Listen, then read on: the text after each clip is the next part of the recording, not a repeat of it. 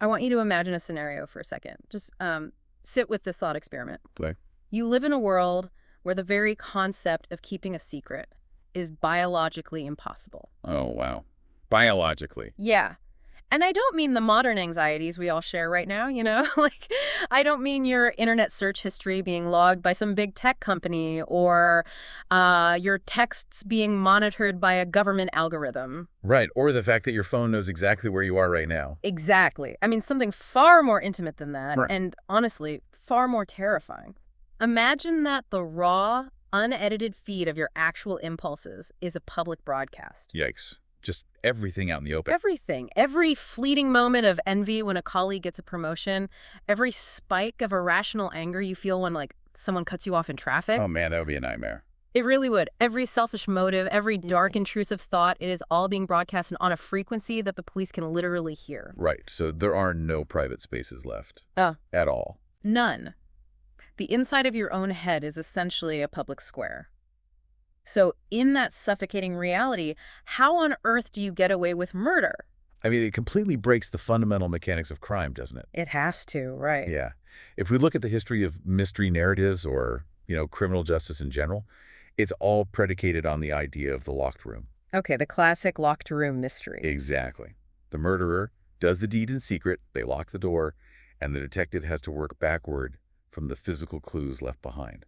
Blood spatter, fingerprints, that sort of thing. Right. But in the world you're describing, the locked room is the human skull. Yes. And the walls of that room are made entirely of perfectly clear glass. The very concept of premeditation becomes a trap. Because you can't even plan it. You cannot even begin to plan a crime. You can't even hold the intention to commit violence in your mind without ringing a massive psychic alarm bell. Which means the traditional murder mystery is dead.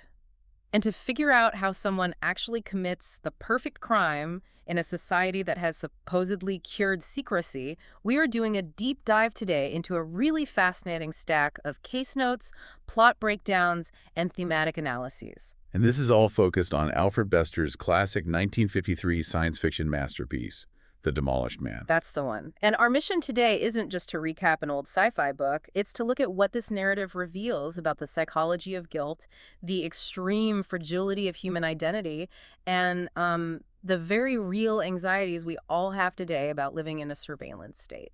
Because even though Bester was writing in the early 1950s, which is long before the internet, the psychological landscape he mapped out feels unnervingly relevant. Okay, let's unpack this, because the world building here is wild. It is a remarkably prescient piece of literature. So the setting is the year 2301. And in this society, telepathy isn't some rare mystical superpower. Right, it's not like a comic book thing. Exactly. It is a standardized genetic trait. And these telepaths, who are known as espers in the book, are completely woven into the bureaucratic and economic fabric of everyday life. So they're just everywhere. Everywhere. They are your doctors, your lawyers, your business negotiators, and crucially, they are the police force. Wow, so you're being policed by mind readers. Yeah. And because of this integration, murder is practically a historical footnote. It's totally obsolete. A killer's thoughts will always betray them before they can acquire a weapon, let alone pull a trigger. Right, so society has basically achieved this state of enforced harmony through total, unrelenting psychic transparency. That's exactly it. Which, I mean, it sounds like a utopian dream on paper. No violence, no deceit. Sure, on paper. But then you really sit and consider how paralyzing it would be to live in a society where your darkest subconscious thoughts are basically admissible evidence. It would be incredibly oppressive. But if society is built on the absolute rule that murder is impossible, then the man who decides to break that rule must be an extraordinary kind of anomaly. Oh, absolutely. He has to be. So let's look at the psychology of the man arrogant enough to believe he can outsmart a telepathic planet. We have to examine Ben Reich. Ben Reich. He is the glaring exception to the rule of 2301. From a psychological profiling standpoint, I mean, he is a textbook malignant narcissist. Right. But he's a narcissist who has been entirely validated by his environment. He is an immensely wealthy, absolutely ruthless industrialist who controls this sprawling corporate empire called Monarch Materials. So he's like a futuristic mega billionaire. Exactly. He is an apex predator in the corporate ecosystem. A man entirely accustomed to bending the physical world to his will through vast amounts of money, intimidation, and just raw force of personality. But the notes highlight that the physical world is currently refusing to bend for him. His arch rival, a man named Courtney, is running a competing syndicate that is on the verge of crushing Monarch Materials. Yeah, Reich's company is facing total ruin. And for a man whose entire ego and self-worth are inextricably linked to his corporate dominance, losing this battle isn't just a financial setback, you know. It is a complete unraveling of his identity. It's an existential threat. Exactly. So his solution to this boardroom crisis is to bypass business entirely and simply murder Courtney. Which is quite the escalation.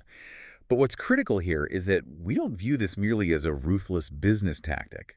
Bester is layering intense psychological pathology over the corporate espionage. Okay, how so? Well, the analytical sources specifically highlight how Reich is driven by a profound Oedipal compulsion. Oh, wow. Okay, so we're getting Freudian. Very Freudian. Yeah. Now, we don't need to rehash basic Freudian theory here, but it's important to see how Bester weaponizes it. De Courtney isn't just a competitor with a better supply chain. Right. In the dark, irrational architecture of Reich's unconscious mind, de Courtney represents the ultimate patriarch. He's the father figure who must be violently overthrown for the son to fully actualize his own power. So Reich's desire to kill de Courtney isn't just about saving his profit margins. It is this existential primal urge. It is entirely primal. And the text makes it clear that this primal urge is already destroying him from the inside out, long before he ever picks up a weapon. I mean, the very first scene of the book immerses us in Reich's subconscious terror. Right, the nightmare. Yes, he is plagued by this relentless, recurring nightmare. He is trapped in an endless labyrinth, and he is being hunted by a man with no face. The sensory details of this in the notes are so crucial. The walls closing in. Yeah, the feeling of the walls closing in, the echo of footsteps, the absolute certainty that he cannot escape. The labyrinth is such a potent symbol there. It represents the tangled, inescapable architecture of his own mind. Wow, yeah. And the faceless man pursuing him is a manifestation of his own guilt.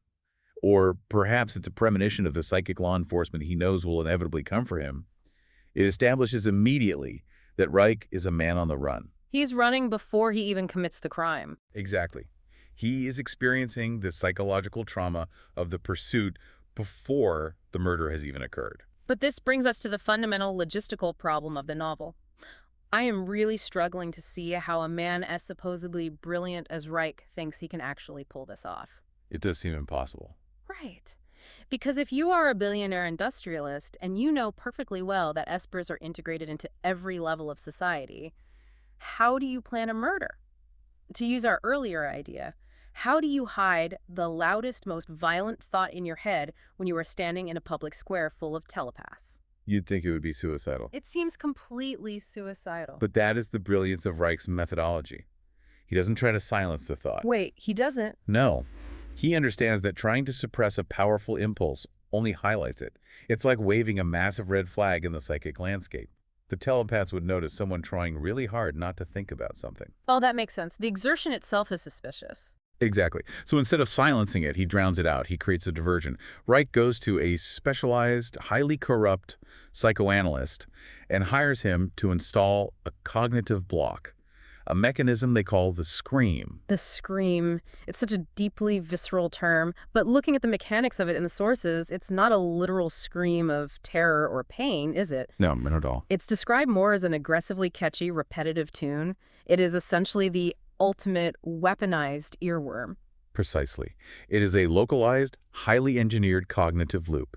It's a jingle designed to occupy the surface level of his working memory so completely and so loudly that telepaths simply cannot penetrate deeper to access his true underlying intentions. So it acts as a layer of psychic static. Yeah, psychic static is a great way to put it. Okay, let's unpack this mechanism because the actual execution of it is fascinating. The sources give us the exact lyric of this scream. They do, yes. It goes, tensor, said the tensor, tensor, said the tensor, over and over and over again. It's maddening. It really is.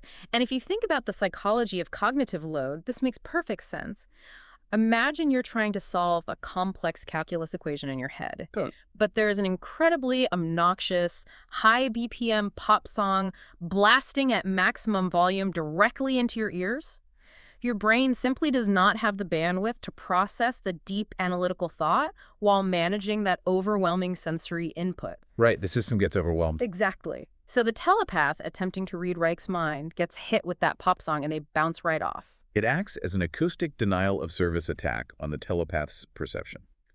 And it is incredibly effective in the short term.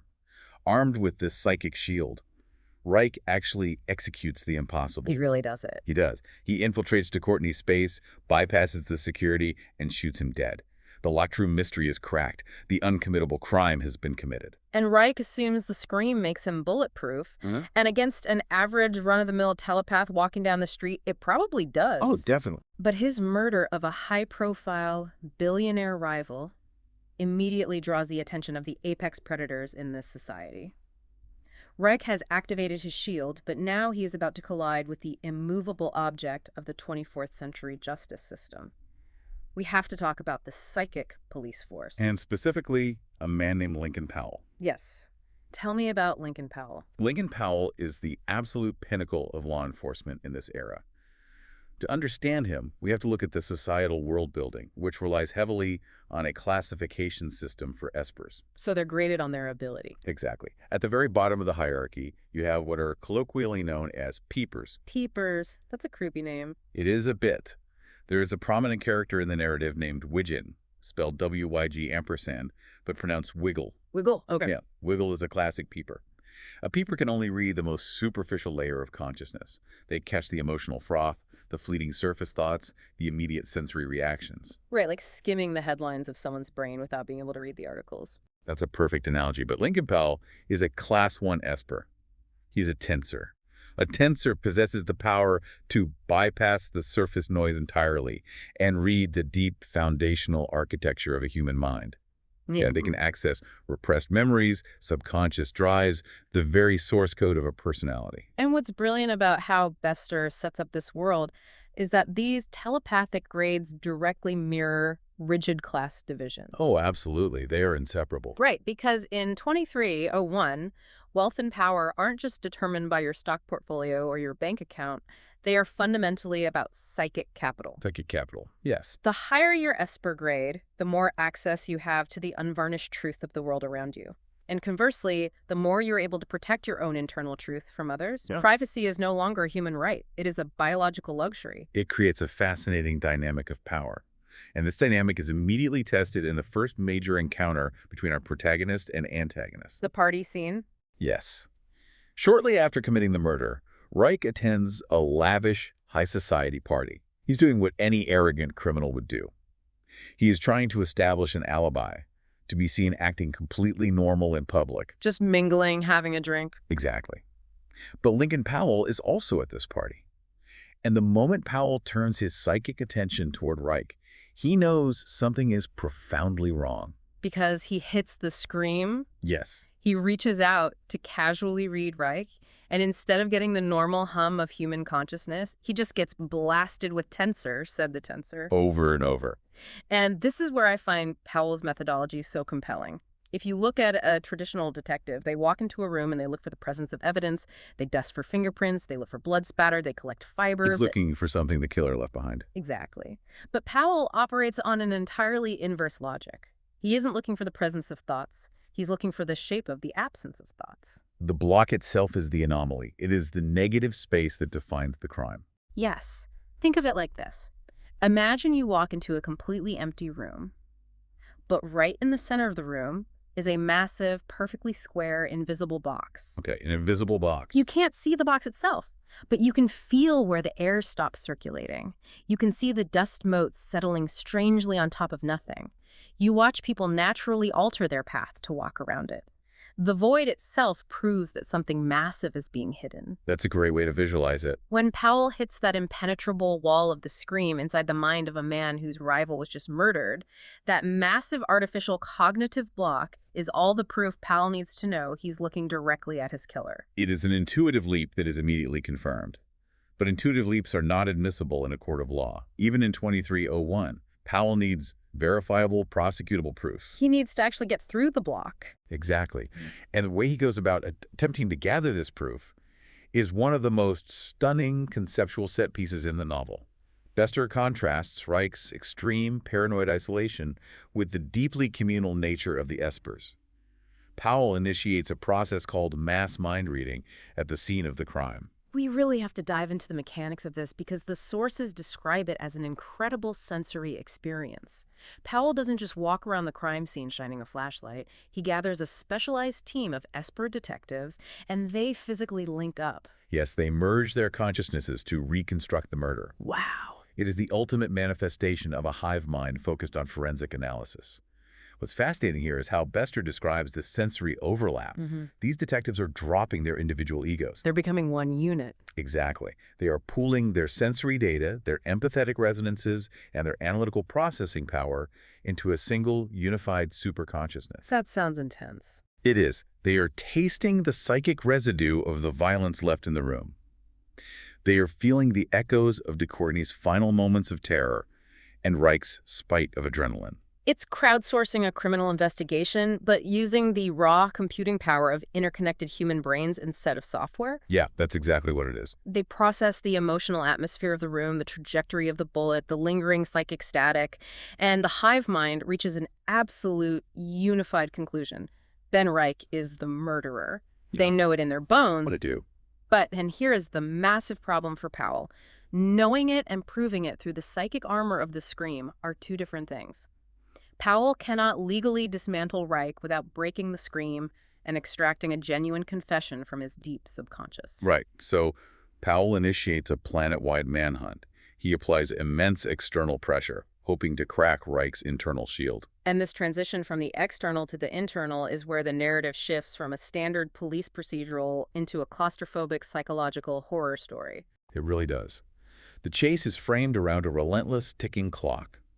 The narrative counts down from 48 hours to 0. Which gives it such a sense of urgency. Absolutely. And this isn't merely a cheap suspense tactic. It is the structural representation of the immense, unsustainable cognitive pressure building inside Reich's skull. Because running the scream is not a passive activity. It requires an agonizing amount of mental energy. The notes explicitly mention that Dr. Brody, the corrupt psychoanalyst who implanted the scream, gave Reich a very stark warning. Oh yeah, he warned him.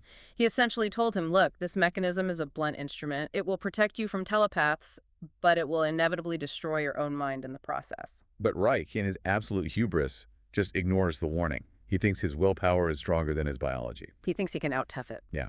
He fundamentally misunderstands the limitations of the human nervous system. The scream was engineered as a shield against external intrusion. But internally, it functions as an aggressive cognitive parasite. A parasite. That's a good way to put it. Imagine the sheer physiological toll of having that looping, nonsensical jingle, tensor, said the tensor, dominating your working memory every waking second. While you're awake, while you're trying to sleep. Exactly. Well, While simultaneously trying to manage a corporate empire, maintain a facade of innocence, and outmaneuver a telepathic police force that is actively hunting you. It degrades his cognitive function. The brain cannot sustain that level of friction without overheating. and as his mind begins to fray, the paranoia sets in. And this paranoia leads to extreme isolation. Reich is so desperate for an advantage that he actually hires Wiggin, the low-grade peeper we mentioned earlier, to act as a sort of psychic radar to help him evade Powell. He basically buys a telepath. Right. But surrounding himself with a telepath, even one he has bought and paid for, doesn't alleviate his anxiety. It amplifies it. He realizes he can't trust Wiggin. He can't trust his board of directors. He even begins to suspect his own daughter, Barbara. The irony is profound. Reich believed he was constructing an impenetrable fortress to keep the justice system out. In reality, he built a solitary confinement cell for himself. He locked the door from the inside and swallowed the key. Wow. Yeah, the thematic analysis makes a brilliant point here. Bester's arguing that guilt is not just a legal status, it is a self-imposed prism. That's a powerful idea. It really is. The screen isolates Reich from every shred of genuine human connection, empathy, or trust. He is entirely marooned on the island of his own crime. And here's where it gets really interesting regarding his status. Throughout his entire life, Reich's core identity has been defined by his immense wealth. Right, he's a billionaire. He is a billionaire. He is used to buying his way out of consequences. Yeah. But against the mechanics of psychic justice, that physical wealth is utterly meaningless. It does nothing for him. He could have all the money on Earth to build the most fortified, technologically advanced physical bunker imaginable. He could hire an army of mercenaries to guard the front door, but it wouldn't matter because the invasion is already inside the house. Exactly. The threat isn't coming through the reinforced steel door. It is echoing across his own synapses. His billions cannot buy him a single moment of silence in his own head. It is a complete and utter inversion of the societal power dynamics he relies on. In the physical corporate world, Ben Reich is a titan. In the psychic moral arena, he is a deeply vulnerable, increasingly powerless target. So powerless. And as that relentless countdown clock hits the 18-hour mark, the internal psychological pressure reaches a boiling point. It forces him to make catastrophic, desperate errors in the physical world. The internal collapse triggers an external panic. He realizes he is cornered, the psychic net is tightening, so he defaults to his instinct to run. He decides he must flee the planet entirely. The outer colonies. Yes, he orchestrates a desperate plan to reach the spaceport and escape to the outer colonies. But Lincoln Powell is a tensor. He isn't just reacting to Reich's moves, he is anticipating the very shape of Reich's desperation. He's already there waiting. Powell has the authorities waiting. The escape attempt is thwarted before it can even begin. Reich is violently rebuffed and realizes he is inextricably trapped on Earth. And analytically, we really have to look at how space functions as a symbol in this moment. The sources dive into this. The vacuum of space represents infinite freedom, a frontier totally devoid of telepathic police where he might finally escape consequence. But that freedom is structurally impossible for Reich to attain. Right. He isn't trapped on Earth because of Powell's police barricades. He is trapped by the inescapable gravity of his own actions. He is tethered to his guilt. And that realization of being completely trapped leads to the darkest, most horrifying sequence in the narrative. Having failed to escape physically, his desperation peaks, and he goes to his daughter, Barbara. This is a tough scene. It is. In a moment of total collapse, he actually confesses the murder of DeCourtney to her. He lays it all out, fully expecting that, driven by familial loyalty and the natural subservience he expects from everyone, she will help him hide. Which demonstrates just how entirely his narcissistic worldview has warped his understanding of human morality. He assumes she will simply fall in line and protect the patriarch. But she doesn't. No. Barbara is horrified. She is not infected by his sociopathy. She represents the moral center that Reich entirely lacks. She recoils from him and threatens to turn him in to the authorities. And Reich's reaction to this rejection is devastating. He violently assaults his own daughter and flees into the city. It is the absolute moral event horizon for him. He has crossed every conceivable line. He is no longer just a corporate assassin. He is a monster unraveling in real time. The thematic breakdown in our sources places immense symbolic weight on this assault. Think back to the motive for the murder. DeCourtney represented the oppressive, patriarchal father figure that Reich felt compelled to destroy to assert his dominance. Right, the Freudian angle. Yes. Barbara, conversely, represents the good feminine principle.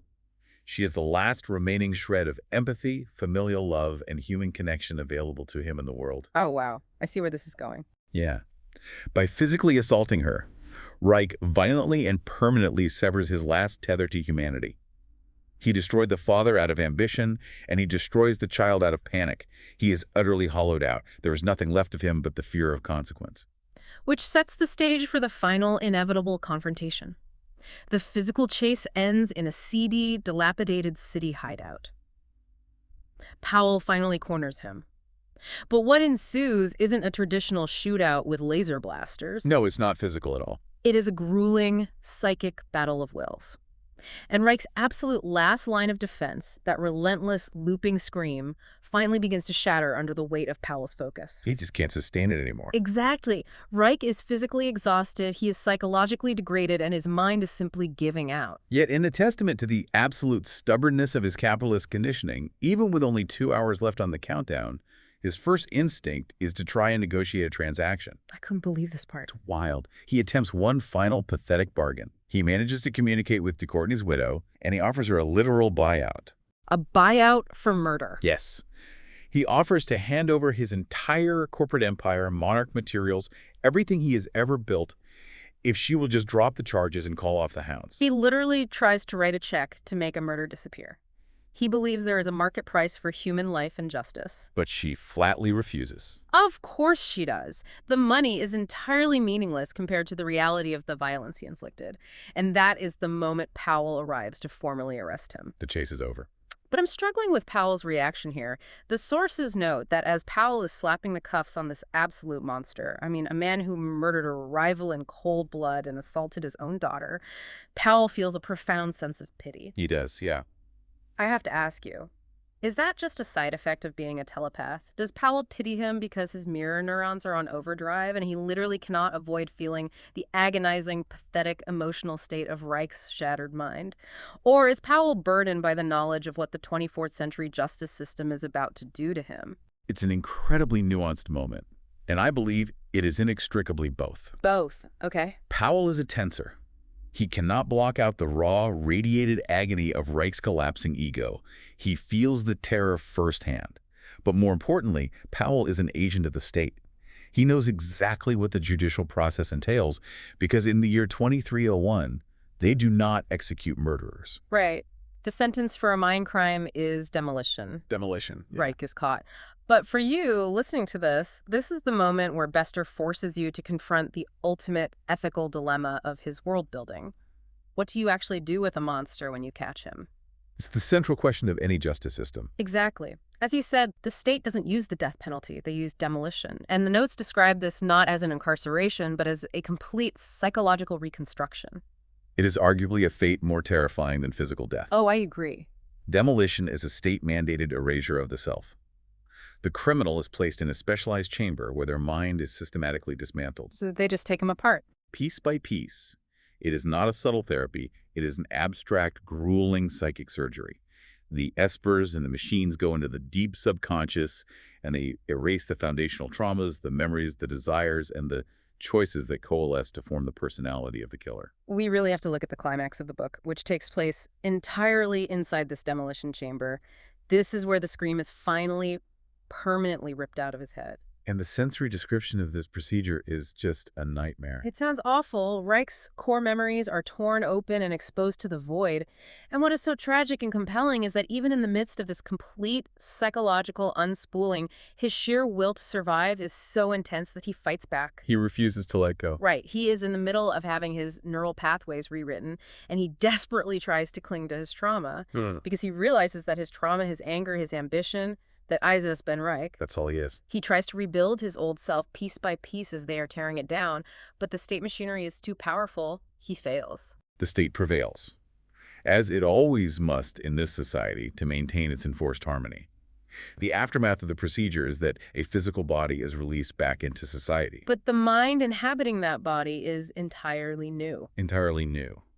This quote-unquote new person retains only a ghostly, shadowy echo, like a vague sense of déjà vu regarding the life of Ben Reich.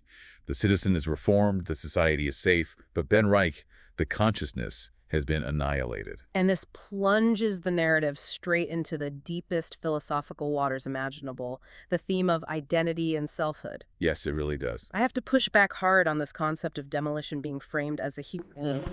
An analogy to see if this tracks for you. Okay, let's hear it. Let's say you have a beautiful vintage classic car, but it's dangerous. The brakes are shot, it leaks oil, it's a total hazard on the road. The state takes that car, puts it into a massive industrial furnace, and melts down every single piece of metal. Just completely liquidates it. The engine block, the chassis, the doors, it is reduced to a puddle of molten steel. Then they take that raw melted metal and they forge it into a perfectly safe, functioning bicycle. A bicycle, okay. They give it back to you and say, look, we rehabilitated your vehicle, but it's not the same vehicle anymore, is it? It shares the same raw atoms, but the car is dead. The history, the design, the purpose of the car has been erased. Didn't the state essentially execute Ben Reich and simply recycle his biological body to house a completely new, compliant person? Your analogy is absolutely flawless. You've smelted the steel of his consciousness. You haven't rehabilitated the driver. You've destroyed the driver and repurposed the biological hardware. Right. It's essentially execution. Bester is extraordinarily deliberate in leaving the morality of this completely ambiguous. He does not offer the reader a clean, comforting answer. He forces us to ask, is this the absolute pinnacle of a humane justice system, one that refuses to take biological life and instead, quote-unquote, cures the sickness of the mind? Or is it the alternative? Right. Or is this the most profound existential violation of human rights imaginable? Is it simply psychological torture and state-sanctioned brainwashing masquerading as progressive rehabilitation? It feels like the ultimate, most insidious form of the death penalty. You are killing the soul, erasing the unique spark of consciousness, but you are keeping the meat alive so it can go to work and pay taxes. This raises an important question for how we view our own systems today. Okay, how so? When we debate criminal justice, we constantly throw around the word rehabilitation. We say the goal of prison should be rehabilitation, but what does true rehabilitation actually mean? That's a good point. We don't really define it. Right. Does it mean educating someone, providing them with resources and empathy so that they choose not to reoffend while retaining their core identity? Or does it mean altering their psychological makeup so fundamentally, conditioning them so severely, that they are physically or mentally incapable of making the wrong choice? Bester is basically taking the concept of corrective justice to its absolute extreme logical endpoint. He really is. It's chilling. It really is. So, having explored this incredible dark narrative and the deep philosophical questions it asks about punishment and identity, we need to pull back a little bit. We need to look at Bester's novel not just as a thrilling story, but as a piece of predictive science fiction. Yes, the predictive elements are fascinating. This book was published in 1953. Eisenhower was president. The microchip hadn't even been invented yet. How did a 1950s author do at guessing the future of the 24th century, or even our 21st century? Let's do a little fact-checking based on the comparative analysis in our sources. It's always a revealing exercise to see where classic Golden Age sci-fi hit the mark and where it missed the target entirely. And Bester certainly had his blind spots. Okay, what did he get wrong? The most obvious miss is the core premise itself: telepathy. Despite decades of parapsychology research during the Cold War, there's absolutely no scientific basis for human telepathy, let alone the genetic evolution of a society structured entirely around it. So no psychic cops anytime soon. No, probably not. It functions beautifully as a literary metaphor for transparency, but it fails as hard science. And his view of technology is also very distinctly anchored in the 1950s. The sources point out that he vastly underestimated the trajectory and power of computers. He completely missed the mark there. In the novel, he treats computers more like massive calculators or simple query oracles. He completely missed the cybernetic revolution. There is no concept of a decentralized internet or smart devices or artificial intelligence running the logistics of the world. Exactly. The digital network was a massive blind spot for him. Now, he did predict commercial space travel, which is a conceptual hit, though obviously we aren't fleeing to colonies on Mars via a local spaceport quite yet. Not quite yet. Give it a few years. But where Bester truly excels, where his predictions transcend his era and become eerily, uncomfortably accurate, is not in predicting the hardware of the future, but the software of human sociology and psychology. Yes. The sociological hits are wild when you lay them out. Look at Lincoln Powell's methodology. The way he investigates Reich, focusing on the shape of the absence of thought, building a psychological profile of the suspect's neuroses, rather than just looking for physical clues. Right. That isn't dramatically different from the foundations of modern forensic psychology. The way the FBI's behavioral science unit operates today is essentially an attempt to read the mind of the killer through the architecture of their crime. It's a psychological pursuit. And then there's the scream itself. Oh, the scream. The scream is perhaps his most brilliant psychological prediction. Psychologically speaking, it is a perfectly accurate representation of cognitive load theory, which wasn't fully formalized until much later. Really? So he was ahead of the curve on the actual science of it. Completely.